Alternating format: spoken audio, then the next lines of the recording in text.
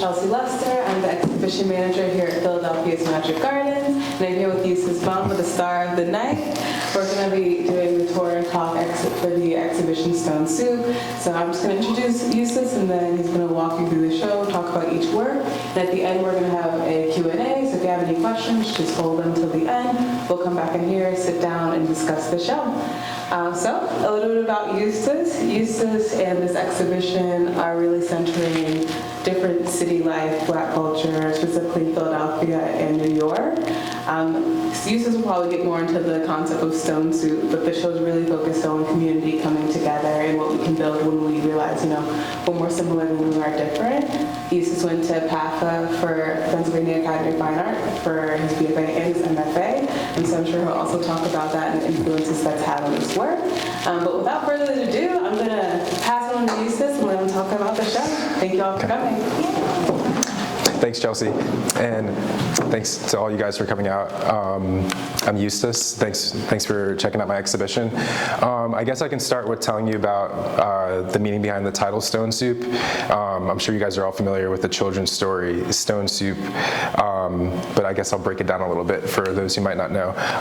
It's a story of some lost travelers coming to a village. It's a European story, and they were hungry, and it was a poor village that didn't have much, and they kind of tricked the villagers into donating different items from their homes. Like, they asked everyone if they could contribute one thing from their stockpile of food, and they could all make a communal soup together.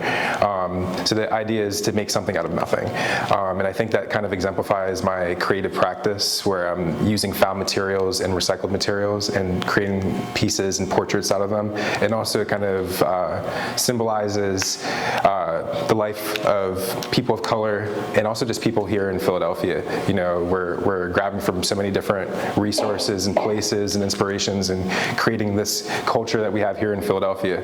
I also see Philadelphia kind of as like a keystone. They call Pennsylvania the Keystone State because we're in the center of everything, or we were in the center of everything. But I also just look at all the artists and creatives, actors, influencers, all the great people who have spent time here in Philadelphia or lived in Philadelphia, and I just see like Philadelphia as almost a microcosm of the rest of the country and also the rest of the world. So a lot of the issues that we face here in Philadelphia, I see them playing out in other parts of the country and other parts of the world. So that's where Stone Soup comes from, and I hope that that's what you can see illustrated in some of my images and also some of the small parts inside some of my images.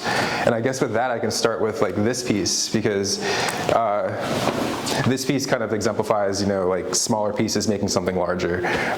This piece is called The New Kid, #2, because it's actually my second version making this painting. Each version's gotten a little bit better. But the idea is, I don't know, like I kind of see all of my portraits almost as a self-portrait as an artist. So it's not exactly me, but it is kind of me in a certain way. And I'm originally from New York City, and I was always kind of the new kid here in Pennsylvania. Like, I'd never completely fit in. And also, I'm a first-generation American. My parents come from the West Indies. They come from Antigua and Barbuda, a small island in the southern West Indies in the Caribbean.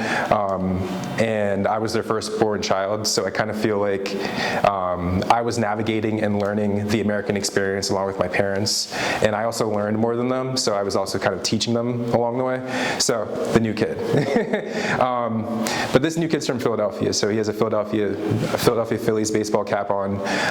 And inside of his face, you can see that I have put a bunch of different elements that kind of represent here in Philadelphia. So there's row houses, the corner store, a Subway on his nose. There's even some ripped up American dollar, $100 bills that I place in here. They're not real, of course. And it kind of creates this quilt. So yeah, that's The New Kid, and I guess that's a great place to start. I'll go to this painting next, I guess. This painting's called Paradise Incomplete. I don't really have as deep of a story for this one. It's actually an incomplete painting. Like, I abandoned it. Like, I had the inspiration, I had the muse, I got it onto the canvas, but then I kind of just abandoned it. So you can see, like, in certain areas of this painting, like, her hand is incomplete. And also the chair in certain areas are kind of transparent. transparency. I think visibility is a big part of my work. Like I kind of feel like as a Black artist, like I'm in this fight to get visibility and to be heard and understood, and to also get exposure and make this a full-time career for myself. And I feel like that's also the story of people of color here in America. You know, like we're fighting for visibility, we're fighting for our rights in a lot of different ways. So you'll see in this painting that she is kind of transparent. So I guess that kind of hints to some of the other paintings that I might get into in the other room that deal with visibility. And I guess, yeah, that's a great place to start for these first two. I think Chelsea did a great job of kind of curating this selection of artworks, because a lot of these smaller artworks were kind of like paintings that I wanted to complement larger images, larger paintings that I created in the show. And I also feel that, you know, placing them together and also seeing them laid out like this almost creates like a landscape. You can kind of feel the row houses placed in between the different buildings, and just a continuation that creates almost like a block, like somewhere here in Philadelphia. So I really like how Chelsea laid this out. Yes, cheers. So I guess we could start with this one. This one's called The Philly Couple. It's kind of like an untitled painting. I take a lot of pictures. Like I'm a big street photographer. When I'm walking around the city, I have a New York City pace, so I always walk fast. But I'm always snapping pictures, and a lot of those pictures end up becoming references that I use into my paintings. I almost work like Frankenstein or like a Photoshop graphic designer, which goes into my background before I became a painter, being a graphic designer and a photographer, where I'm grabbing from all these different resources and putting them together, which goes back into the collaging and the sewing as well. So I take a lot of pictures and I see a lot of things. I'm not necessarily taking pictures of actual people because I don't want to invade people's privacy, but I'm getting inspiration from what I'm seeing on the streets, putting them all together and creating my own images and my own illustrations out of them. So this kind of represents some of the couples that I see here in Philadelphia on a daily basis. So it's not anybody in particular, but it's something that I might have seen right here on Bainbridge Street or right off South Street. So I thought it would be appropriate to put into the show. Bike culture is huge here in Philadelphia. You know, everywhere you go on Broad Street or in North Philadelphia or anywhere in the city, you'll see four-wheelers and dirt bikes. When I was in grad school, I actually had like an entire kind of idea for a thesis of thinking about the history of traditional fine art painting and people on horses, and that being a symbol of power, and thinking about how that's being translated into contemporary culture, Black culture here in Philadelphia when it comes to dirt bikes. It's almost the same kind of call for attention and also exertion of power that these people are doing when they're riding illegally on the streets and doing doing wheelies and stuff like that. It's very similar to the poses that you see horses do. So this is almost like a study for a larger painting or a whole series of paintings that might happen one day. But yeah, it's actually a female dirt bike, four-wheeler rider too. So I wanted to kind of challenge the stereotype of it being a masculine thing and stick something feminine in there, because there are plenty of female ATV riders in the city. Row houses, I love row houses. I live in a row house right now. I've turned a row house that my dad and I bought into a 3-story like studio compound covered with my paintings. And I think that they just kind of represent the history of Philadelphia. You know, the bricks, it's unique to the East Coast. I had a friend from the West Coast who visited one time, and he kept on talking about the fact that everything is brick here on the East Coast, and I think we take that for granted. And also with gentrification and just the way things are changing in the city, I think it's important to kind of capture and encapsulate some of these row houses before they disappear. So these are occupied row houses, and then you'll see on the other end, those are abandoned row houses. And it kind of speaks to, the evolution and change here in the city. Continuing to go down, heat wave. This is just another portrait, experimenting. This is one of my first kind of successful paintings or quilts or assemblages or sculptures or whatever you want to call these mixed media things that I'm creating, that I'm sewing together, where I was really happy with how the portrait turned out. the corner store is so important, especially in urban communities. I don't necessarily relate as much to the story with the corner store, but I do see how it plays out here for people with generations living in the city. And I also, for example, for this one, it talks about cigarettes, and that goes into the idea of slow violence, which is like things that are slowly killing us here in America, especially in urban communities. So I wanted to kind of subtly stick that in there as kind of like a reminder to like the ailments that are happening here in Philadelphia. And you also see that played out in some of my other paintings, and little kind of subtle symbols. Broad and Alney kid. I briefly taught at a charter school as an art film instructor years ago now, and I think about the youth here in Philadelphia and inspiring them, and also creating portraits that represent them and they can see themselves in. So this is like one of my first attempts at creating a portrait that kind of represents some of my students and also the kids that I see here in Philadelphia on a daily basis. And I hope that if they ever get a chance to see a work like this, they can see themselves in it as well.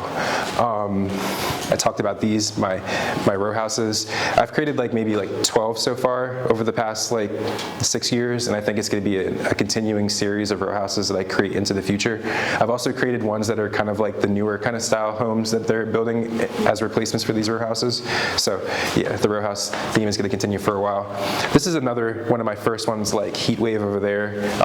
The male and the female, they were the first two that I created. So this was another one. I guess you can see with this one, I'm also kind of challenging the traditional canvas and also frame by leaving these huge gaps in the painting. This also kind of has that subtle kind of, going back to the Newport cigarettes and also slow violence that's affecting communities here in Philadelphia. So those are kind of like small symbols that I stick into my paintings as a deeper story that needs to be kind of discussed and talked about. And then, these last two ones kind of also go back into that theme. I'll start with this bottom one, Essential Workers. This is actually my second time making this painting. The first one was sold years ago, and I just wanted to make another one to kind of go back to the point that essential workers are still important. The garbage man is still very important here in Philadelphia. It's a underrated but super important job here in the city, and it's a job that not everybody's built for. If you look inside the trash truck, you'll see that it's filled with shredded money, and it kind of just symbolizes, capitalism and also waste here in America and in Philadelphia, and how much we throw out. And then this one right here, Black Forces. It was a very experimental sewn artwork. This was actually one of my first probably 10 sewn mixed media paintings, low-key, and I've just kind of held on to it and reworked it over the past 3 years, so I thought it was appropriate to stick it into the show. And it's kind of great that it's here because it's one of the first ones that kind of has influenced what has come later on. But this was one of the first ones where I was like, okay, I can actually take these old paintings, I'll get more into that later, take these old paintings, recycle them and sew them and create something new out of them and something beautiful.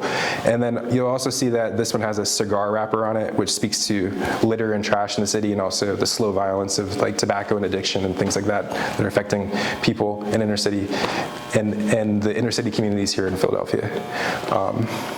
Oh yeah, and then he's wearing black Air Force Ones, which are a popular sneaker. And there's a stigma that people who wear black Air Forces are bad, and that kind of goes into the idea of black being a bad thing, almost like black cats or bad luck, or when you hear the word black, it's usually associated with something negative. So that was kind of me playing with the idea of black shoes and this kind of low-key racism or kind of colorism that exists with the color black.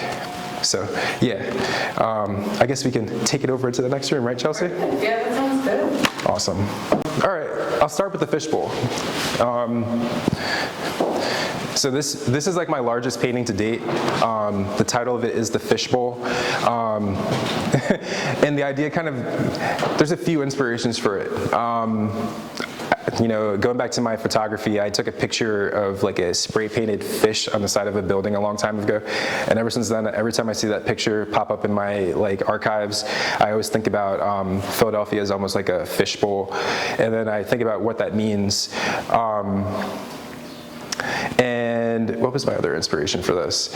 Well, and yeah, well, I guess I guess I'll explain what the fishbowl means. Like, I kind of see like Philadelphia as a fishbowl because, you hear about this idea of crabs in the barrel, where everybody's kind of fighting for the same opportunities and everybody's reaching up for the same kind of goals and nobody's getting it.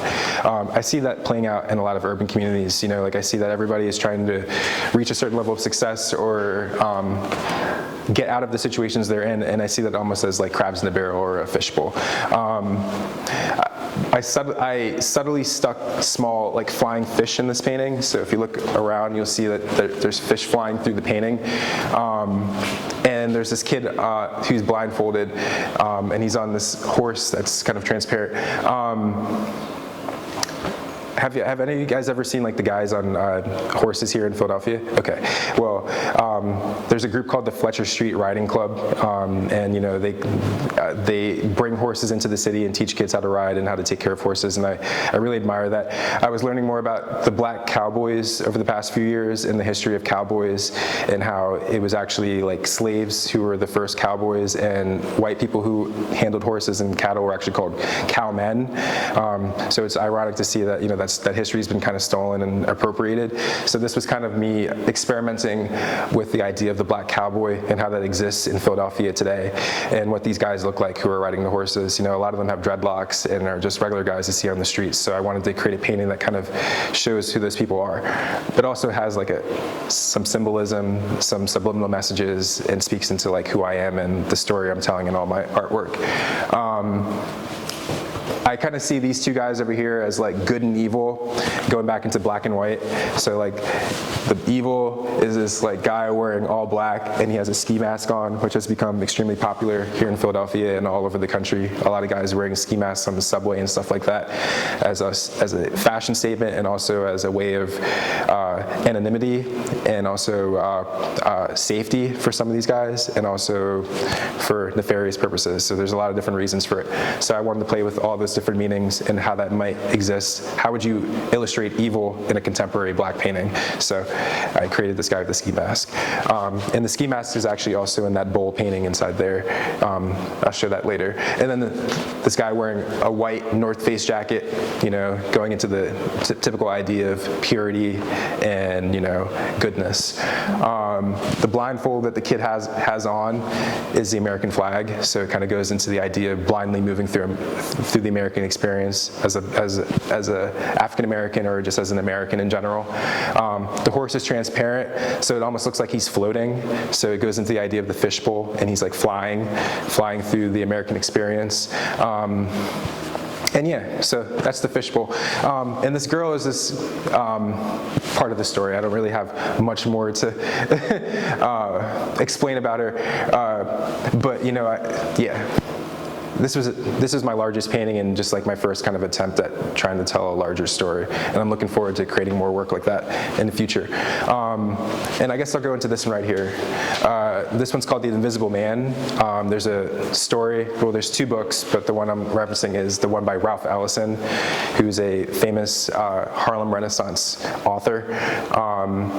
I'm not going to go too deep into the story of The Invisible Man, but I took one of the scenes early on in the story where the main character is like laying in a grass field, and he's just experienced some racism, and he's kind of like lost in his thoughts and trying to figure out what to do next. In this take, like I made it contemporary. I made The Invisible Man me, and I'm like in a field, and this is my dog Duke, who just passed away 2 years ago. And in the story, the guy kind of has this kind of like conflict where he has to either put down his dog or let his dog live. So this kind of goes into, I related to that. So this is kind of like me dealing with the situation where my dog was sick with cancer, and we had to make the decision whether he stay alive or put him down.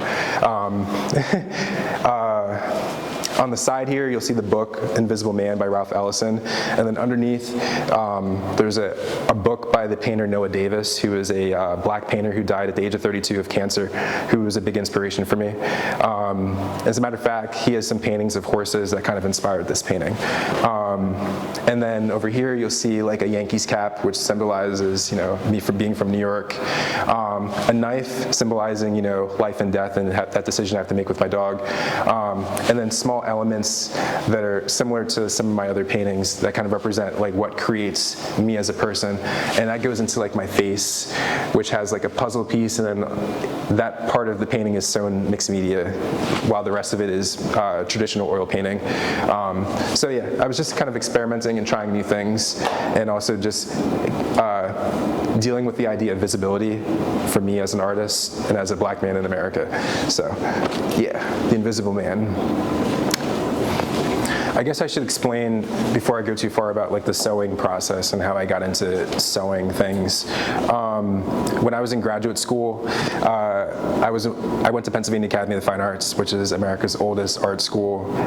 It's like the place where everybody learns how to paint traditionally. And when I say traditionally, that means like painting what you see. So, creating like a painting that looks like what you're seeing in front of you, something that's almost photorealistic. I went there because I wanted to learn those things, but while I was there, I realized that while I was learning this stuff, I was like losing a piece of me in the process. Like, the self-taught artist, the kind of decolonized artist that I was before I went to art school. And when I finished my undergraduate program and started my graduate program, I got a lot of pushback from my professors saying that they didn't really like the work that I was creating. So I got very frustrated and I started destroying paintings. And I was like literally like taking paintings like off of the frames and like shredding them because they weren't really worth anything to me. But when I was looking at the material that I was left with, I just saw nothing but colors, almost similar to Isaiah's tiles. I just saw all these raw colors, pinks, purples, and greens in different shapes. And I thought that this is amazing, that this is like raw material, something that I could use to create with again. And then I started figuring out how I could put this back together. But a lot of these were like oil paintings, very thick canvas elements that I was left with, and glue wasn't strong enough to make that work. And that's where the sewing machine came in. So I brought my sewing machine into the studio and I started stitching everything together. And as I was stitching things together, I was thinking about the history of sewing in my family, because I come from a family of seamstresses. My grandmother was the first, my grandmother and all my aunts, except my mom, were all seamstresses. My grandmother was the one wedding dressmaker on the island, so she was very popular. I grew up around sewing machines, but because I was a guy, I wasn't really allowed to use a sewing machine, so sewing was an almost very gendered thing in my culture and also in my family. So for me, using the sewing machine was kind of like decolonizing or pushing back against this history of sewing that existed in my family and writing my own story in the process. And also thinking about like how by using stitches I was weaving together different stories and showing it in a very physical way through my zigzag stitches. Like I could use stitches that don't show how I'm stitching things together, but I think that by showing the thread and how things are stitched together, you get a sense of how things are being held together, very similar to the ideas I'm going for in Stone Soup, where through many different things being held together, we're creating something bigger and stronger together. And I guess I could go into this one. Let's see this thread on here. Let me take this off. This was like my second most ambitious large painting, and I guess I was inspired by Romeo Bearden. He has a painting called The Block, where he painted, I think it's like 6 panels, similar size, a block in Harlem, and kind of just illustrated what life was like during the Harlem Renaissance on a block in Harlem. And I was thinking about how I can create that for contemporary Philadelphia. So this was my Philadelphia version, 100 years later, like my version of the block, but the Philadelphia landscape. And it's not necessarily like in order, but like I still wanted to kind of create the feeling of being in Philadelphia. So you'll have downtown City Hall, then you have the convention center in front of it, Temple University in the far right in that first painting, like over here. And yeah, and then, you know, you're kind of going west from there. So, you know, you'll see, this is South Street, actually, right here. So this is how it's kind of out of order. South Street down here. This is like the one of the concert venues here on South Street. This is that Amtrak building at 30th Street Station.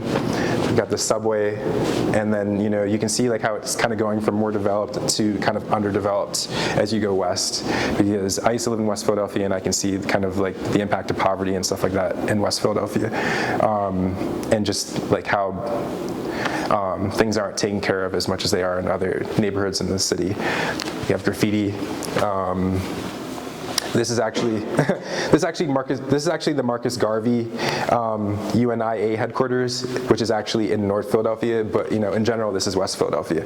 But Marcus Garvey is like a whole different subject I can get into at a different time. And then you have the Police Touch Museum over here on the west, and in front of it you have a cemetery. So you know, it's kind of symbolizes life and death, and just like life here in the city. So that's kind of like my landscape of Philadelphia. And yeah, there's like collage elements in there and sewn pieces and all that fun stuff. Over here on this wall, speaking of you know, developed versus underdeveloped, these were two paintings that I first created in 2018 or 2019 when I was an undergraduate at PAFA, Pennsylvania Academy of the Fine Arts, and I've just held on to these paintings for years and continued to update it. So I actually put new layers of paint on it in 2024. But you'll see on the left side here, this is a building in Rittenhouse Square. I actually used to live on this block. This is 17th and Spruce Street. And at the time when I first made this painting, this was like the tallest condo in Rittenhouse Square. And the top floor penthouse was going for like $24 million or something like that. And it was like owned by like a Phillies player. But now like there's much bigger buildings in Rittenhouse Square. And they're going for much more than that, which is like amazing to think about. And then over here, originally this building was not abandoned. It was just a portrait of the projects in West Philadelphia at 46 and Market Street. The Park House projects, I think they're called, which has now become abandoned and is going to be gentrified and turned into luxury condos, which is ironic. If you're in West Philadelphia now, you'll see that the building actually has graffiti on it and stuff like that. But at the time when I first made this painting, it didn't have the graffiti on it that I had painted here, and it was a lively building with windows that were blue that symbolized the life and stuff that were still in there. But as the city has changed, I had to update the painting and change it a little bit. So yeah, this goes into that same kind of idea as this painting right here. This is called the pepper pot. In West Indian culture, and also as I've learned in British and American culture, there's a dish called the pepper pot, which is similar to like a stew or a gumbo. And it's the same kind of idea of taking like lots of different vegetables and meats and creating this kind of stew out of it. And it was really like a poor man's dish. Growing up, I actually ate pepper pot. It's not pink, it's green. And it was just like a staple part of like my family's diet. It's almost like curry chicken in the Caribbean. Like pepper pot is just like a normal dish. And living here in Philadelphia, I learned that during the colonial era, Philadelphia had its own version of the pepper pot, which was basically the same thing as the Caribbean version, even though they were thousands of miles apart. But I guess it kind of speaks to the shared history and heritage that goes to colonialism and also the slave trade and stuff like that. Here in Philadelphia, it was sold on the corners of Market Street by emancipated people to passerbys who were going to work and stuff like that. And it was a very popular dish during the colonial era. It's worth looking up. But anyway, I decided to make my own version of the pepper pot. And within it, I've kind of tried to illustrate the chaos of life right now in America. So I'll just go right to the center. That's an image of Donald Trump. This is the White House. This is the White House. There's Queen Elizabeth, row houses, SpongeBob SquarePants, which kind of speaks to contemporary culture, cartoons and stuff like that I grew up with. You'll also see illustrations of things like Narcan, which are being used to treat the opioid crisis here in Philadelphia. This right here is a vape, which has become extremely popular. This is a slave ship. I stuck a white Air Force One, which is the same shoe as the other painting, which is called Black Forces, but this is a white Air Force One, which is just a white version of the same shoe. This is the guy in the ski mask that I mentioned earlier. And yeah, just other elements that kind of represent the pepper pot that's Philadelphia. It's kind of a self-portrait, and right here is actually my own self-portrait upside down. If you look closely, like there's my forehead, there's my hair, and my eyes are right there. But yeah, I kind of took a bunch of different paintings and placed them into the pepper pot. And then at the bottom here, the record is Gladys Knights and the Pips, Midnight Train to Georgia. I recently learned the story behind that song, and it's about the reverse migration of African Americans who had moved to the north to places like Philadelphia, returning back to the south because they realized that things weren't as great as they thought they were in the north. So these are the things that are not as great as they thought they were in the north. So that's my pepper pot. And then on the side here, you can see some subtle peppers. And yeah, I could talk about this one for a while. Yeah, a bunch of different paintings. In my studio, I have like a huge tub of old paintings that I've like recycled and shredded, and also elements that I painted and stuff like that. And I always dig through it to find elements that I'm sticking into my collages and so mixed media works. And what's great about it is that like it's literally thousands of small shredded pieces, but like I have stories attached to every single one of those pieces. Like I remember those paintings, like, and some of them are years old, you know, like 10 or even longer, 12-year-old paintings from like before I can even consider myself a professional artist. And it's fun to continually dig through that pile and pull out elements and venerate them or make them new again. And yeah, I guess I could just quickly talk about these last three paintings in here. These last three paintings go back into that same idea of photographs I'm taking as I walk around Philadelphia, or scenes that I'm seeing on a daily basis in the city. This one has a dirt bike rider, which goes back into the dirt bike riders that I see on a daily basis in the city. This one right here is called Kids, and it's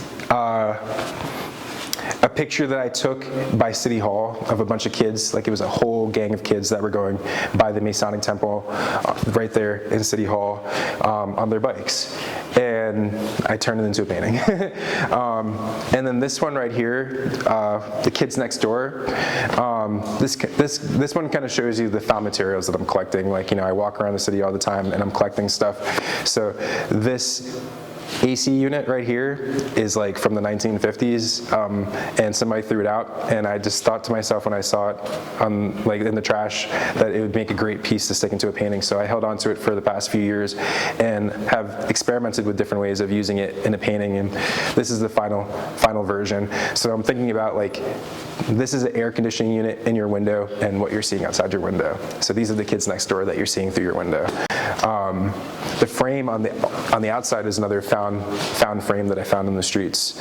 And as you can see, I kind of did some Frankenstein stuff to put it all together.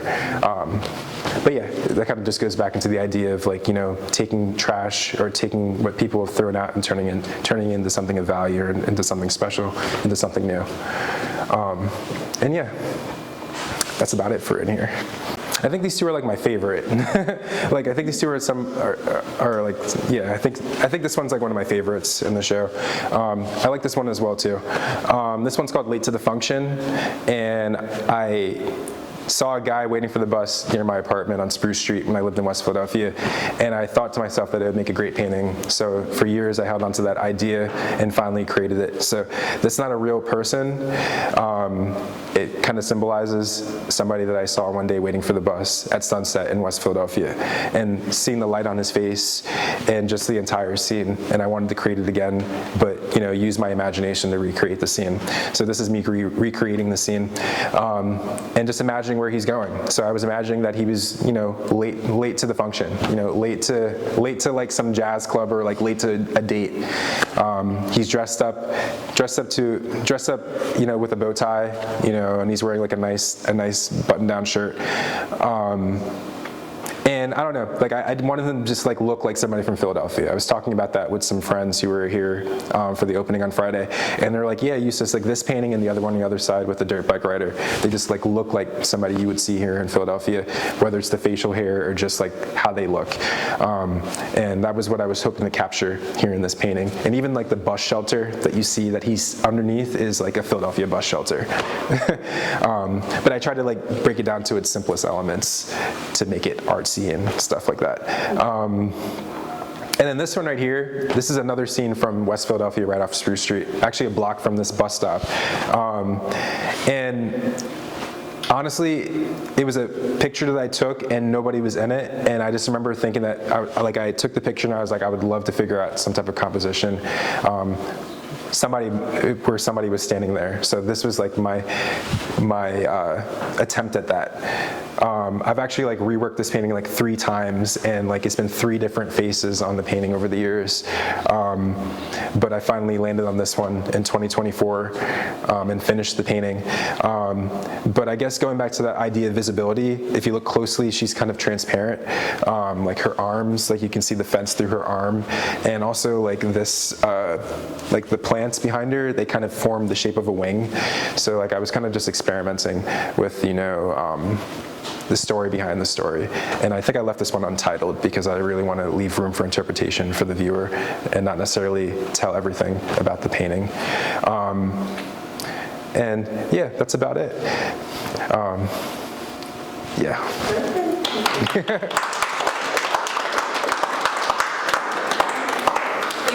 All right, should I just get started? Yeah, you can get started. I guess this is the Q&A. Pretty informal. You can either shout out questions or raise your hand. Does anyone have any questions for Eustace? I wanted to ask about, you do some work that's all painting and then some that's more textured and layered. Do you sometimes just have a painting that you've done as a painting that you in time add texture to, and if so, what compels you to do that? Yeah, I do have some paintings where like eventually I'm like, I would love to make that more like textural or like impasto, and I revisit them. I'm always picking at paintings in my studio. I'm the kind of artist who has like 10 works in progress at a time, or like something I finish and then like a month later or like a year later I'll return to it. But in general, I think it goes back to my time at Pennsylvania Academy of the Fine Arts, where I became a very traditional painter, but I yearned to kind of return to this more kind of like style of painting where like I wanted to unlearn what I learned at Pennsylvania Academy of the Fine Arts. So I kind of feel like my practice is kind of the story of like trying to balance both worlds. Like I could lean more into one side or the other, but I kind of feel like by bringing them together, I'm creating a more wholesome illustration of who I am as an artist and what I'm going through. Yeah.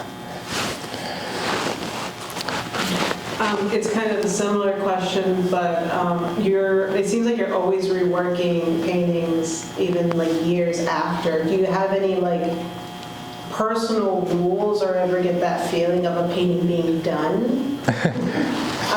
Not to be weird, but do you think that a work can be finished? I used to think a work could be finished when I was younger and not as experienced as an artist, but I kind of feel like the further I get into this journey, the more paintings I create, the more I want to just return to things and keep them alive. Like, you know, I see my work as timeless, and like when I stick a date on it, you know, that's adding time to it. So I kind of feel like by revisiting things constantly, I'm returning to that story, keeping it fresh in my mind, and also keeping it relevant. So yeah, I'm always kind of like reworking things. But you know, I've been asked before, like, how do I know when a painting's done? And like usually it's when I abandon it. Like there's a point in the studio where like, you know, like you just like weeks pass by and you don't touch it, and that's usually when I know it's done. But even after that, like, you know, sometimes I still return to things. So I always try to keep the door open to kind of return to artwork. Yeah. In that panel of 4 paintings that went from Center City West, Yeah. there was a figure at the top. Yes. Who's that? I guess it's me. That kind of goes back into that idea of like, I kind of see a lot of my artwork as like self-portraits. That painting is called Dreams of Flight.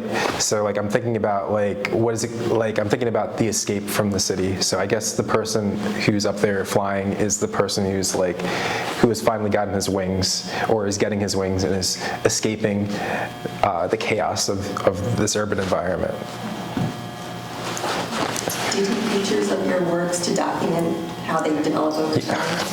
I have like thousands of pictures in my archives. I would love to do something with them someday, but I sometimes get those reminders on my phone of like this day like 5 years ago or 3 years ago, and some of these paintings have been popping up in those memories. Yeah.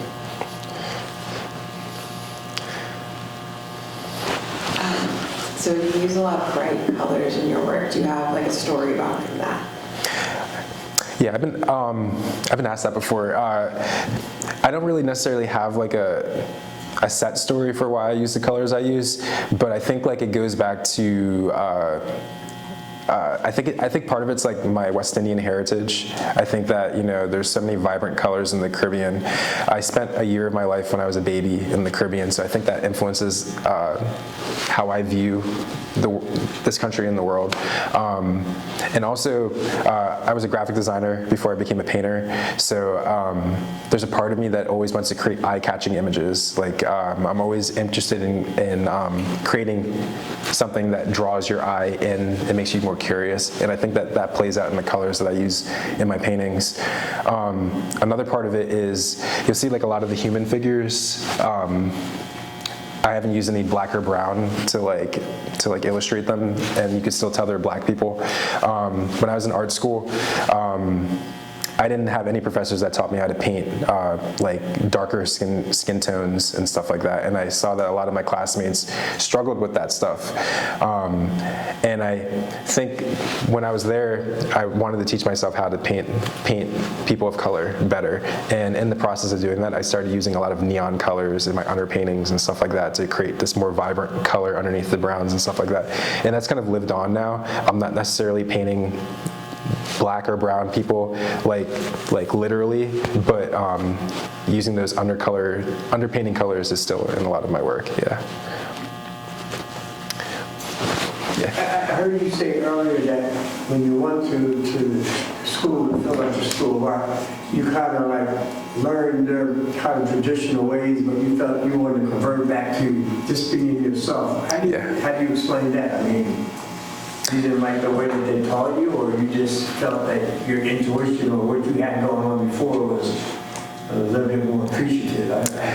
Yeah, I think like what I had before, like I devalued it before I went back to school. I didn't realize how great it was to not be classically trained. And when I was classically trained, I realized that I was basically conforming to, I don't know, like it wasn't making me unique anymore. Like I was making the same paintings as everybody else, you know.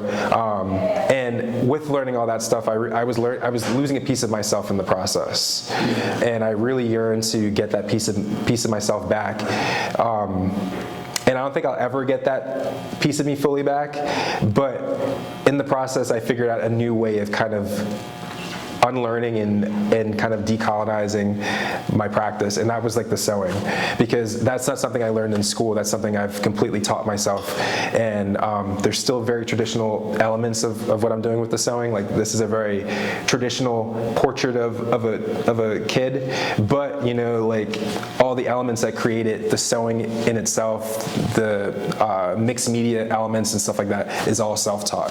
So yeah, I had to ask you that question because I'm an artist my own self, and I lived out the shore, and I studied under a lady when I was younger, and she was a very prominent artist, and her thing was like, don't do this, don't do that. And I kind of followed her ways. Yeah. She would tell me not to mix the mediums, don't do pen and oil together or pencil and all that. So I kind of stifled it because when I felt like I wanted to do it, I wanted to do it. Yeah. And then as I got older, you know, like matured and toured around with a lot of art world, I see mixed medium, I see everything, you know.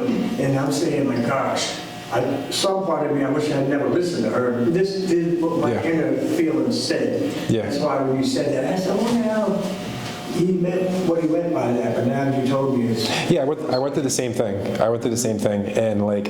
I realized that within that I had something special, and I wanted to capitalize on it while I still can. So, And that's beautiful. Thank you. All your work is beautiful. Thank you. I live at the shore, and she's seen this, and I said, oh, I gotta get up there because it's very interesting. Thank you. This means a lot to me to come in here and see what you've done. I love it. Thank you. I really appreciate it. You're interested, even the part where you talk about that you learn not to paint the pigment of the skin judged by like the color variation, but you have your own radiation of it. And that's very interesting. Thank you. To me, I'm still learning, you know what I mean? But Yeah, I feel like I'm always learning too. I feel like it's everyday practice. Yeah. I feel like, I don't want to figure it all out. And going back to what you were saying earlier, I had a critic or a professor when I was in art school who was like, Eustace, like we all create all these rules for ourselves as artists. And that's one of the toughest things because like we tell ourselves that we can and can't do certain things.